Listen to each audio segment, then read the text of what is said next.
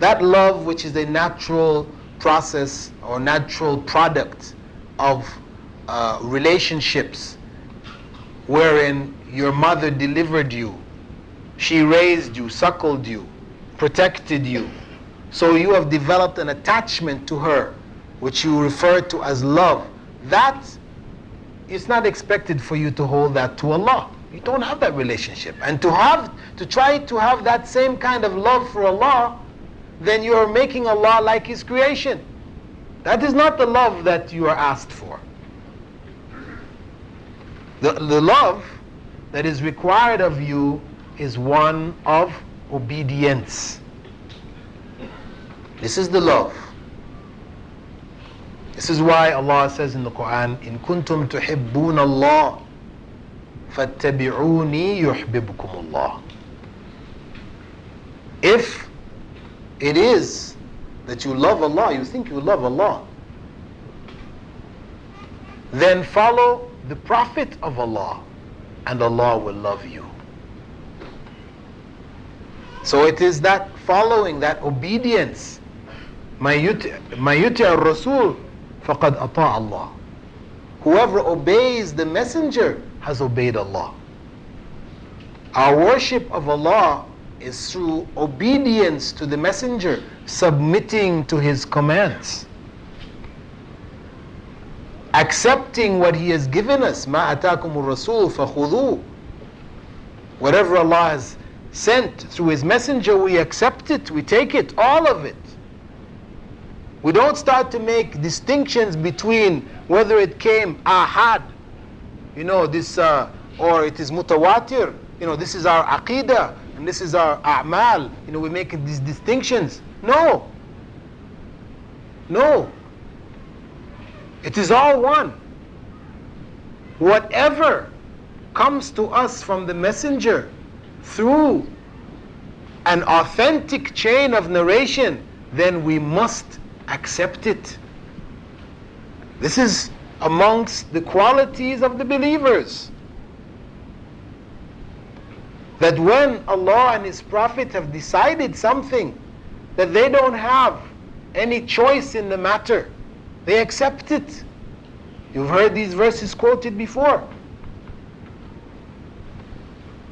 So our obedience is critical for the establishment of worship. Also, we have an aspect of worship in fear. Fear which belongs to Allah in its fullness. We should not fear any of Allah's creation more than we fear Allah. And you will find people not wanting to do certain things. For example, a person will be presented something of Islam. Here is an authentic statement of Prophet Muhammad ﷺ. It says that we are supposed to do this. The person says, well, we don't do that in my family. In my country or in my town, they don't do this.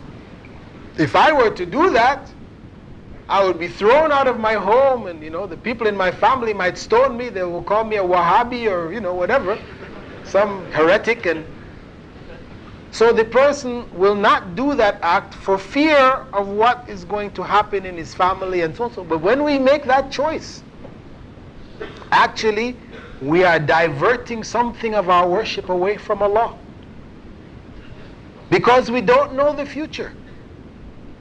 And Allah is the protector. And what He has destined to come to us will come. No matter what we do, we cannot escape His destiny. So we should not fear what people are going to say or what they're going to do if we do what Allah says to do. We should always strive to please Allah if it means displeasing the world, and avoiding displeasing Allah also if it means displeasing the world.